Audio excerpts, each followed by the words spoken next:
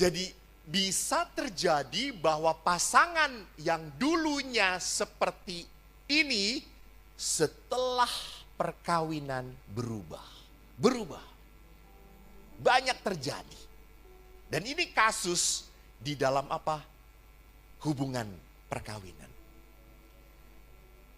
Bapak Paus mengatakan apa? Bagus banget loh. Keluarga itu jalan kekudusan. Hidup berkeluarga merupakan jalan sesungguhnya bagi pengudusan. Jadi memang Bapak Ibu, keluarga itu tempat kita dikuduskan. Dan menguduskan itu bukan berarti bahwa selalu harus berdoa bareng. Ini kekudusan. Ada suami istri karena saking kudusnya, begitu kudusnya, sebelum mengadakan hubungan suami istri, berdoa dahulu. Dan gak tanggung-tanggung berdoanya, rosario. Sampai suaminya berkata, mah, ayo pak, udah, gak nafsu gitu.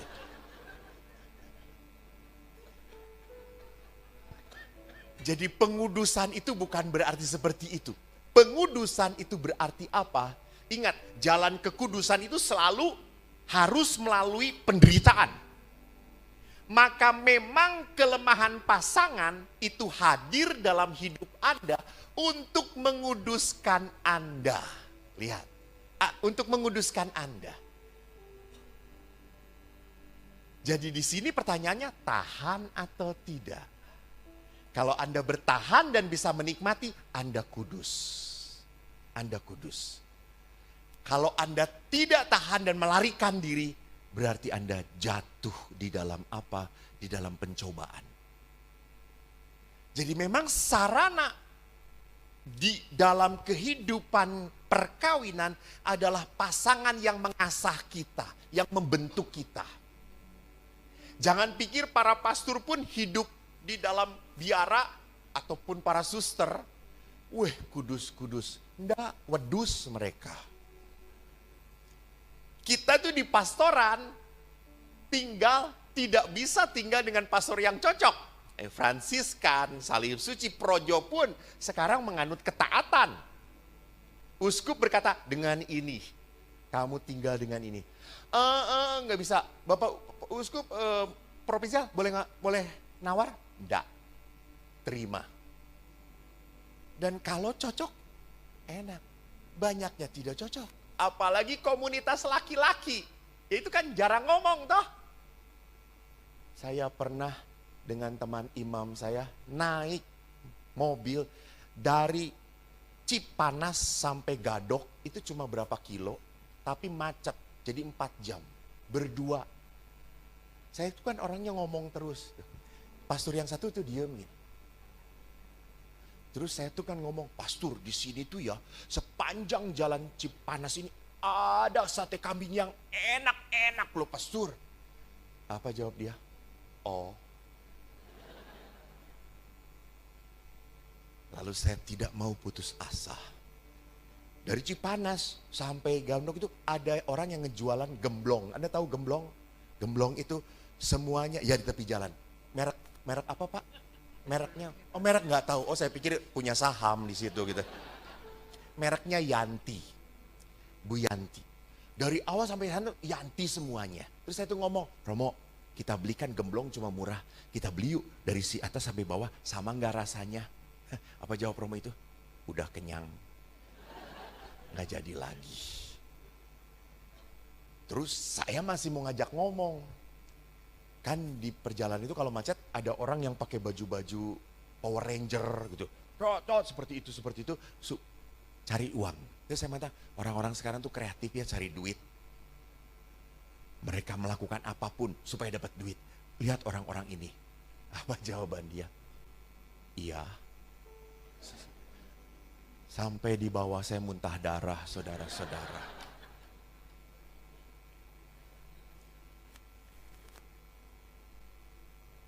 Jadi memang lihat bahwa tidak ada komunitas ideal, tidak ada keluarga ideal. Anda pikir kalau pasangan suami istri yang ke gereja bareng-bareng pegangan tangan, salam damainya cipika-cipiki. menunjukkan mereka adalah keluarga yang warohmah gitu ya. Belum tentu Anda tidak tahu dalamnya. Ingat, semua keluarga itu pasti punya salib, punya penderitaan. Mari sekarang pikirkan salib dalam hidup perkawinan Anda. Siapa di sini yang duduk sebelah salib kehidupan Anda? Tidak perlu angkat tangan, tapi angkat kaki saja dari sini gitu ya. Jadi perhatikan bahwa memang kelemahan-kelemahan pasangan sekali lagi adalah cara Tuhan menguduskan kita. Bukan cara Tuhan untuk membuat kita menderita, enggak. Menguduskan kita. Karena kekudusan itu terletak pada apa? Kesetiaan dalam penderitaan. Itu kekudusan. Dan di sini lihat Amoris Laetitia mengatakan apa? Tantangan hidup berkeluarga apa? Memperlakukan relasi perkawinan itu seperti barang. Kalau nggak cocok, buang. Selesai. Saya baru kemarin berbicara dengan seorang psikolog. Dia punya data tahun 2021 pernikahan terjadi 1,74 juta perkawinan. Dia punya samplingnya. Dari 1,74 juta kasus bercerainya ada 447.743. Itu berarti apa? 25% perceraian. Dan Anda tahu perceraian itu, siapa yang menggugat cerai umumnya? Benar, istri. Istri yang banyak menggugat cerai. Karena kalau di keluarga itu selalu yang merasa bahwa keluarga punya masalah adalah istri. Suami biasa aja. Karena apa? Suami tidak pernah punya masalah karena dia sumber masalahnya. Sorry. Dan. Wah, ibu-ibu tepuk tangan saudara-saudara. Tuhan, tobatkanlah para istri, Tuhan.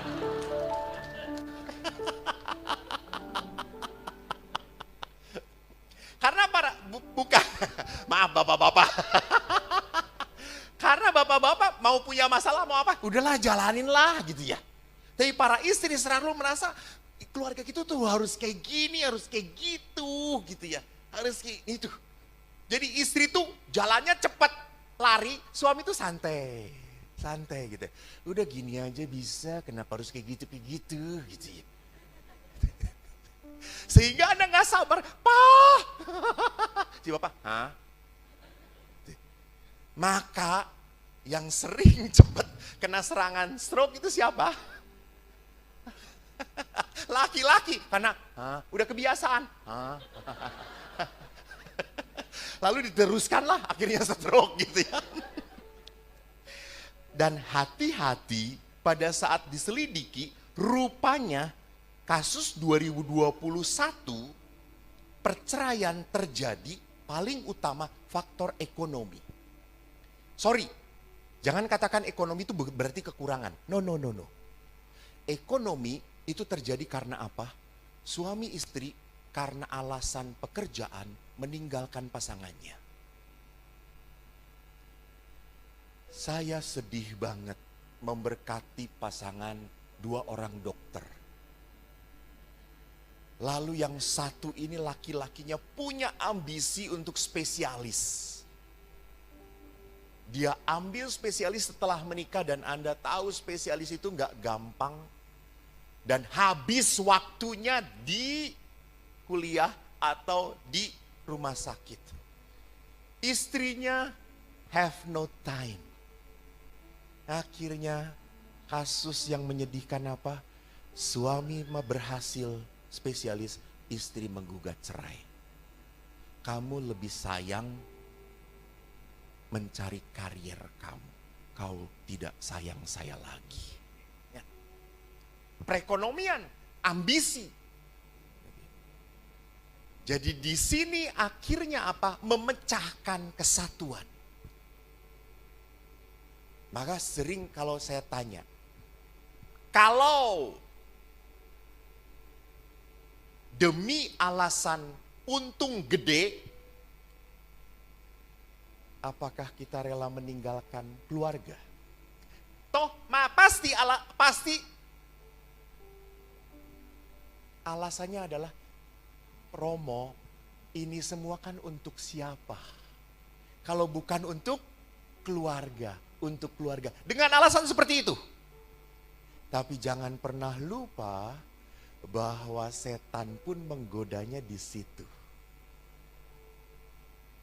Sewaktu di rumah retret, ada seorang ibu naik kijang kotak yang jelek. Gudug datang. Ibu itu datang kepada saya, Romo tolong doakan. Kenapa? Supaya suami saya naik pangkat, Romo. Ini kijang, Romo, sudah 2 turunan. Gak ganti-ganti mobil. Dan kalau pagi mau di starter, harus manggil 4 tetangga untuk mendorong dulu, Romo. Tolong doakan, Romo, supaya kalau suami naik pangkat, Romo, kami kan bisa punya mobil baru. Oke, saya doakan. Karena saya pastor baik, saya doakan. Saudaraku yang terkasih, 3 tahun kemudian ibu itu datang dengan Innova terbaru. Wow, kata saya, pasti mau ngasih persembahan. Kan pastor harus positif dong. Pas datang ngasih masalah, saudara-saudara. Si ibu itu datang, Romo, ibu hebat, sudah pakai mobil baru 3 tahun udah pakai mobil baru, keren. Romo terima kasih, Romo doakan suami saya cepet banget naik pangkatnya. Doa Romo Jos.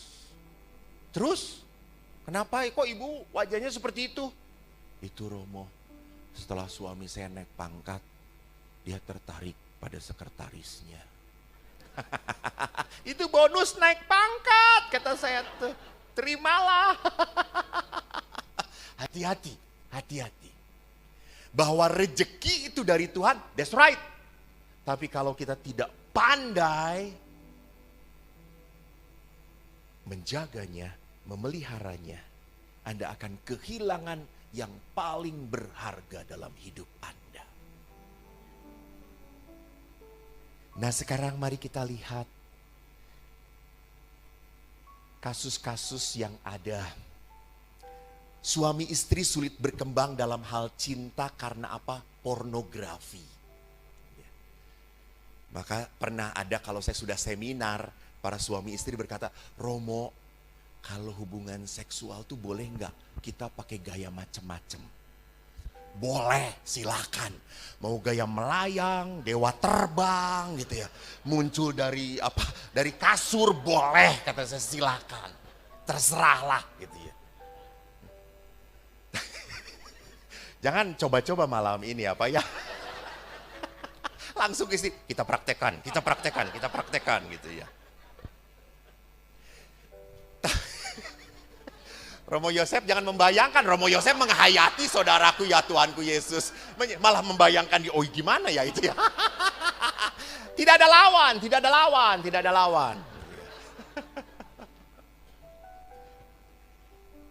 Hanya pertanyaannya kita lupa. Seksualitas, kalau hanya sebagai making love, that's not right. Banyak para ibu wanita yang terluka. Karena apa? Di dalam seksualitas seolah-olah yang paling utama adalah apa? Kepuasan. Dan ingat, laki-laki itu kan cepat sekali naiknya, on-nya. Perempuan tuh on off gitu ya. Nggak percaya, Bu? Coba malam ini Anda pakai daster jatuhin kutangnya, pasti suami gitu ya. Lalu istri akan berkata, jijik, kata saya, apaan sih? Gitu itu.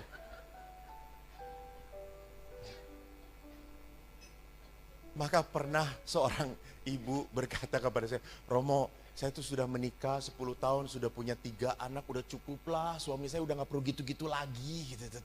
Gak boleh, harus terjadi. Karena di dalam seksualitas adalah ungkapan kasih yang tertinggi. Ungkapan kasih yang tertinggi. Tapi enggak, udah gak mau. Terus suami bagaimana? Suruh saya jadi romo aja ya. Kata. Enak aja kita gak terima barang second kayak gitu, enak aja.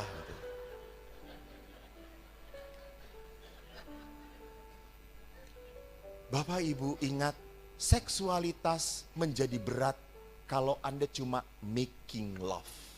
Gereja justru mengajarkan bukan making love, tapi love making. Beda love making. Love making itu adalah apa? Kehangatan, kasih, disapa. Ingat, wanita itu paling ingin apa? Diakui, ngomong, Mom, you are beautiful.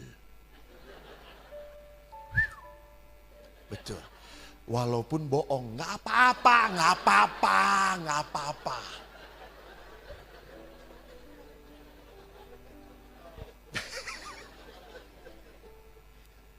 Ya Romo yang ngajarin. Kalau suami nggak butuh diakui, Pak kamu ganteng banget, apaan sih? Gitu. Tapi kalau bagi wanita butuh banget kata-kata itu. Kata-kata yang menghangatkan. Kata-kata yang membuat dia merasa, wow, butuh. Maka lihat wanita itu selalu dandan. Pria nggak perlu dandan, baju juga disediakan istrinya. Pak pakai ini, oke. Yang ini, oke, terima jadi. Maka kalau wanita itu pakai baju macam-macam bentuknya. Ada sayapnya lah, ada buntutnya lah gitu ya. Belah pinggir, belah tengah, bolong tengahnya, macam-macam pokoknya. Laki-laki batik lagi, garis-garis lagi gitu. Cuma itu. Nggak percaya, Bu pulanglah, buka baju Anda, bandingkan dengan punya suami Anda. Ya toh, 2 lemari milik Anda. Bapak di keranjang doang gitu ya. Betul Pak? Ikut berduka cita Pak. Lebih banyak saya kalau begitu Pak. Saya itu kemana-mana pergi, dikasih batik lagi. Jadi lihat. Love making itu adalah apa? Perhatian. Dan wanita itu butuh diperhatikan sampai kapanpun butuh dipuji. Dan walaupun wanita itu kan lihat selalu dandan. Kan wanita makin tua dandannya makin lama. Iya dong, dibedakin pecah lagi gitu ya. Terus saya ngomong, Bu memang sudah garis-garis, emang udah kayak gitu. Itu kan gaya tarik gravitasi kata saya tuh. Ada Cim ketemu saya, payudara kan harusnya di sini, dia di sini kata saya. Cim kata saya. Itu payudara kok turun kata saya. Lalu dia berkata, ini lato-lato pastor.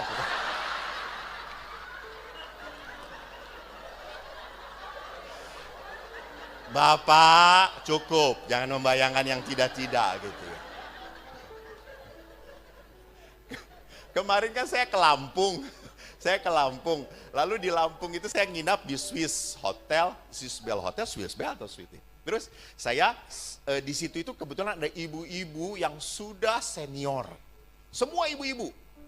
Wah dandannya gila menor, wanginya itu mungkin sekali nebarin, 2 kilo aja udah kebauin gitu wanginya, edan ini ibu gitu.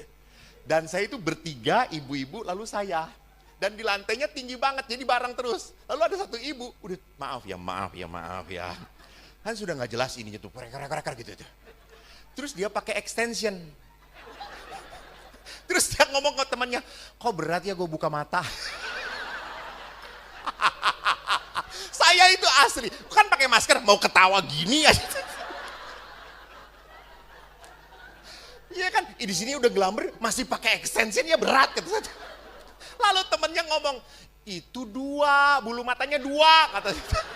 Ah lu ngerjain gue, lalu dia tanya saya, emang 2 Pak? Terus saya tanya, iya 2.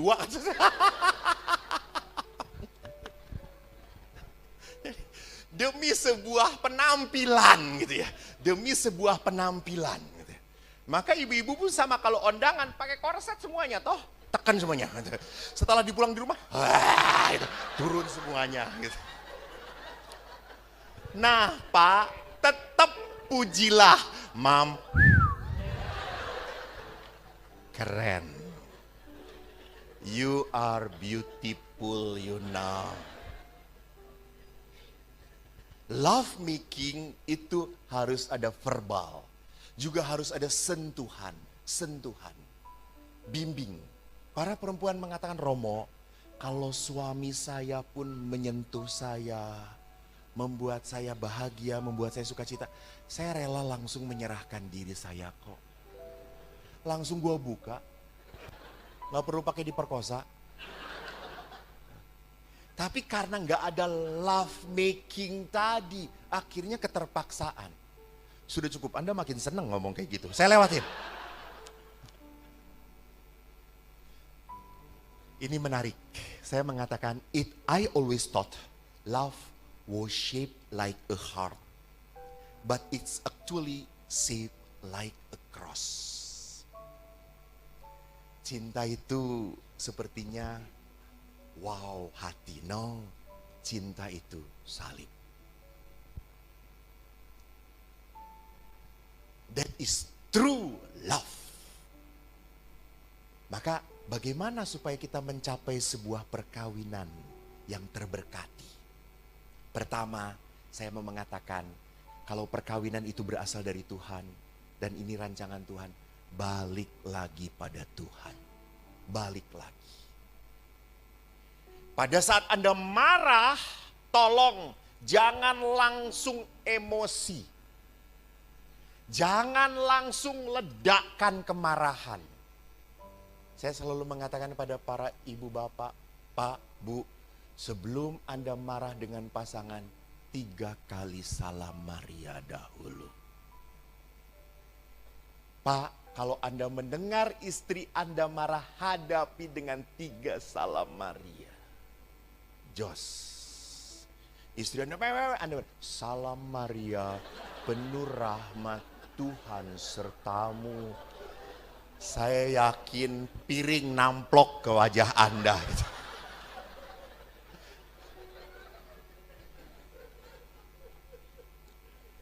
Apa saya mau katakan masuk dalam Tuhan? Yesus pun mengingatkan kita di dalam Yohanes. Akulah pokok anggur, kamu rantingnya. Kamu tidak akan pernah berbuah kalau kamu tidak tinggal dalam aku.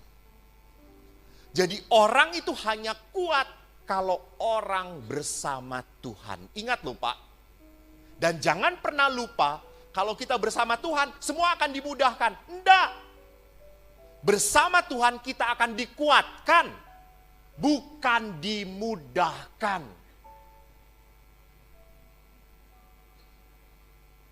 Ada seorang ibu-ibu berdoa di patung Maria Pieta. Karena dia begitu sedihnya, dia berkata kepada Tuhan, Tuhan, terima kasih kau berikan pasangan yang begitu baik. Tahun-tahun pertama kami lalui dengan penuh kasih. Tapi setelah 15 tahun ini Tuhan, saya gak tahan Tuhan. Silahkan saya kembalikan padamu Tuhan. Kalau kau mau manggil, sekarang juga gak apa-apa Tuhan. Jadi ingat, doa itu adalah apa? Hal yang baik. Hal yang baik. Doa bukanlah saat kita untuk mengubah Tuhan. Doa adalah saat hati kita diubah oleh Tuhan. Nanti saya perlihatkan. Maka seringkali Tuhan itu jalannya aneh-aneh. Gak kita duga. Saya kan terkenal sekali di Bandung ini sebagai pendoa yang jos untuk sakramen perminyakan. Setelah saya doakan, tak lama kemudian meninggal. Mau dicoba? Boleh volunteer? Salah satu panitia boleh turun? Nah. Langsung beberapa istri, Pak, silakan gitu. Nah, seringkali disebut sebagai imam pencabut nyawa. Dan saya tinggal dengan seorang pastor yang punya karunia hebat. Dia mendoakan selalu mendapat mujizat. Terkenal banget. Dan kita satu rumah. Dia adik kelas saya. Saya kadang-kadang iri. Dia banyak sekali yang datang untuk didoakan oleh pastor itu. Saya tidak pernah ada yang datang kepada saya untuk didoakan. Terus saya tuh berdoa kepada Tuhan, Tuhan tolonglah. Saya juga imammu. Berikan karunia supaya saya juga sama dengan dia. Mendoakan orang sembuh. Mendoakan orang belum punya jodoh. Langsung tak lama kemudian berjodoh. Berhasil usahanya. Tolong Tuhan. Setelah saya berdoa seperti itu. Sorenya ada murid saya datang ke biara. Romo tolong. Tolong apa? Doakan ya Oma. Kenapa? Sakit. Di mana? Rumah sakit. Ayo. Semangat saya. Ini tanda-tanda dari Tuhan, saudara-saudara. Saya datang ke rumah sakit. Saya lihat Oma itu parah banget. Ininya apa namanya? Pakai oksigen. Ininya pakai tit, tit, tit. Ya ampun, kata saya. Tapi kan Tuhan kalau mau buat mujizat kan harus dari keterpurukan. Betul atau tidak? Langsung saya berdoa. Tak terbatas kuasamu Tuhan, semua dapat kau lakukan. Apa yang kelihatan mustahil bagiku, itu sangat mungkin bagimu. Oma, dalam nama Yesus aku katakan sembuhlah. Ada tahu? Langsung. Sampai saya langsung, ya. Saya asli turun gini. Dan semua keluarga datang, saya mundur dengan rapi, saudara-saudara. Dan Anda tahu, saya pulang tidak ada yang mengucapkan terima kasih. Boro-boro ngasih amplop. Saya seperti jalangkung. Datang diundang, pulang sendirian. Akhirnya saya cari Gojek, saudara-saudara. Dan sampai rumah, saya berdoa kepada Tuhan, Tuhan, saya ini hamba-Mu. Jangan mempermalukan saya di depan umum dong. Kalau mau kau panggil, tolong kerjasama saya pulang, baru tit gitu ya. Ini baru berdoa semangat, tit, apaan sih? Gitu ya. Ya sih. Itu cara Tuhan gitu ya. Cara Tuhan. Bahwa yang hebat bukan kamu. Kamu tidak bisa menyembuhkan orang. Kamu tidak bisa memulihkan orang. Gue yang ngatur. Dan akhirnya saya berkata, iya. Sama. Di dalam kehidupan kalau kita tidak tinggal di dalam Tuhan, kita selalu akan berkata kepada pasangan, siapa yang paling hebat dalam keluarga ini? Susah. Kalau tidak ada orang yang tinggal di dalam Tuhan, maka apa yang terjadi? Orang akan merasa paling benar sendiri. Maka Bapak Santo Yohanes Paulus berkata, the family that prays together, stay together. Jadi orang yang berdoa bareng-bareng dalam keluarga, dia akan bertahan kuat. Saya kan kalau sebelum memberkati perkawinan, ada yang namanya kanonik. Kalau kanonik kan calonnya begitu semangat mau nikah gitu ya. Kamu mau nikah? Ya pastor. Berapa persen? 100% pastor. Saya tanya ke perempuannya, 100%. Bener yang ini? Ya pastor. Terus saya tanya, nanti kalau di dalam rumah tangga kamu berkelahi, siapa yang harus minta maaf duluan? Anda tahu perempuannya selalu langsung reaksinya nunjuk kepada laki-laki. Dan laki-laki semuanya, kenapa kamu kayak gitu? Saya dengar dari teman-teman memang laki harus selalu salah. Harus minta maaf duluan. Betul ibu-ibu?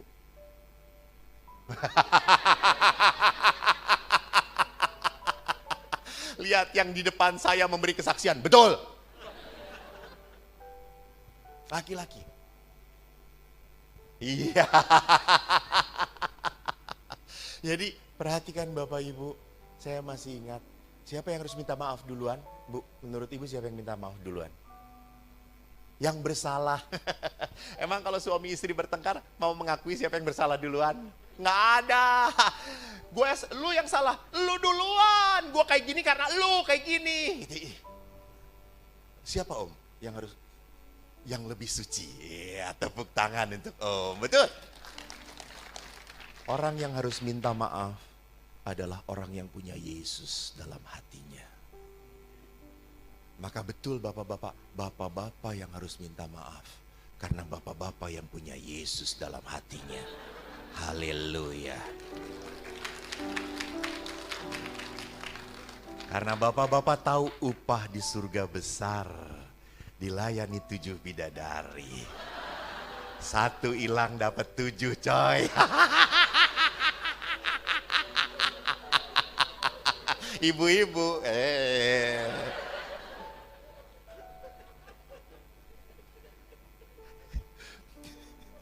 Saya mendukung bapak-bapak. Yang kedua adalah apa? Relationship cannot grow without communication. Jadi komunikasi adalah hal mutlak dalam cinta. Kalau Anda masih mencintai dan gak ngomong lagi, bohong. Anda udah gak cinta. Lawan cinta itu bukan tidak cinta. Lawan kata dari cinta adalah tidak peduli. Dan kalau orang sudah tidak peduli, udah gak mau ngomong lagi. Terserahlah lu mau apa. Gue gak mau komen, gue gak mau ngomong, terserah. Tidak ada komunikasi. Blocking. Maka bagaimanapun komunikasi harus dilakukan. Sapalah. Dan di dalam cinta itu not wait, no. Cinta itu tidak menunggu. Cinta itu selalu merupakan langkah pertama. Duluan. Dan yang terakhir adalah apa? Ini yang paling sulit saudara-saudaraku. Di dalam perkawinan adalah apa? Pengampunan. Ingat, tidak ada keluarga yang sempurna, kata Bapak Paus. Kita tidak punya orang tua yang sempurna. Kita sendiri tidak menikah dengan orang sempurna dan kita tidak punya anak-anak sempurna. Kita punya keluhan satu sama lain. Kita kecewa satu sama lain.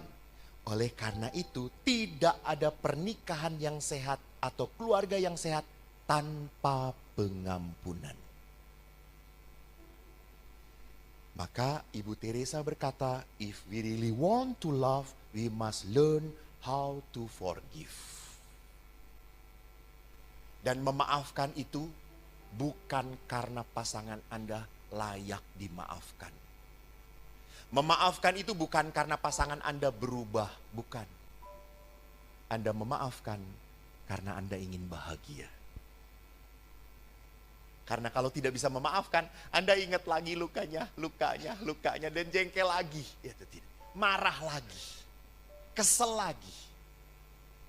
Cerita terakhir, saya tinggal di Biara dengan seorang teman yang tidak cocok, kakak kelas saya. Saya jengkelnya karena apa? Karena dia kalau ditugasin selalu ngeles nggak mau. Selalu ada alasan. Enggak, saya udah ada tugas. Kita tuh jengkel banget. Kita satu tim padahal. Dia tuh kalau dapat tugasin, aduh nggak bisa itu, nggak bisa. Ya udah yang ini, aduh itu juga nggak bisa. Asem ini kata saya tuh. Uang saku sama. Nggak mau kerja. Jengkel. Sehingga apa? Kita bareng-bareng itu punya luka. Dan kalau orang punya luka, selalu menghindar. Saya nggak pernah mau ketemu dia. Dan dia, orang yang menyebalkan itu, merasa nggak punya masalah. Ya kan? Kalau orang yang salah, tidak pernah merasa bahwa dia bersalah. Maka setiap hari itu selalu menyapa, hai Eko, bagaimana kabarnya? Gue nggak mau ngomong dengan lu. Bahkan pas duduk pun, sebelah saya, nggak saya ajak ngomong, saya diem kan. Saya jengkel. Bahkan saya selalu berdoa, Tuhan ubah dia, ubah. Kalau perlu pindahkan. Saya makin jengkel setiap doa malam itu doa yang didoakan adalah Bapa kami. Itu doa menyebalkan. Karena apa? Karena di dalam kata-kata Bapa kami, ampunilah kesalahan kami seperti saya pun tidak mengampuni kesalahan dia. Saking jengkelnya. Lalu suatu saat apa yang terjadi? Setelah lama saya berdoa, Tuhan ubah. Kalau perlu pindah. Suatu hari dia nyapa saya. Hai Eko. Dan aneh saudara-saudaraku. Tiba-tiba saya berkata, hai. Gue kok ngejawab. Lalu saya malah nyapa dia, gimana kemarin? Bulu tangkisnya rame kok, rame banget. Oh bagus gitu. Saya malah ngobrol dengan dia. Sampai pagi-pagi itu saya buat kopi. Saya nawarin, Romo mau buat kopi, saya buatin. Oh thank you kok, tolong sekalian ya. Iya saya buatin. Ya Allah, kok jadinya kayak gini kata saya tuh. Apakah Tuhan mendengarkan doa saya? Apakah Tuhan mendengarkan doa saya? Tuhan mendengarkan doa saya? Bapak tahu doa saya apa? Ubah. Nah itu lihat. Gaya Tuhan. Saya minta yang berubah teman saya, malah saya yang berubah. Lihat, ini kata-kata terakhir yang ingin saya bawa Anda untuk merenungkan. Sometimes God does not change the situation because He is trying to change your heart. Bapak Ibu, Allah itu bukan Tuhan yang senang menyenangkan kita, bukan. Allah itu senang membentuk kita. Dan sekali lagi, Allah itu membentuk kita lewat siapa? Pasangan kita. Jadi kalau Anda hidup dengan pasangan yang menyebalkan, haleluya. Ibu-ibu teriak haleluya. Aduh, yang paling keras kelihatan sakit hatinya saudara-saudaraku. Bersyukurlah karena Allah itu mau membentuk Anda. Dan sekali lagi, dibentuk itu adalah hal yang menyakitkan. Sebatang pohon mau dijadikan patung yang indah harus dipotong, digergaji, dipahat. Seperti itulah kita dibentuk oleh Tuhan.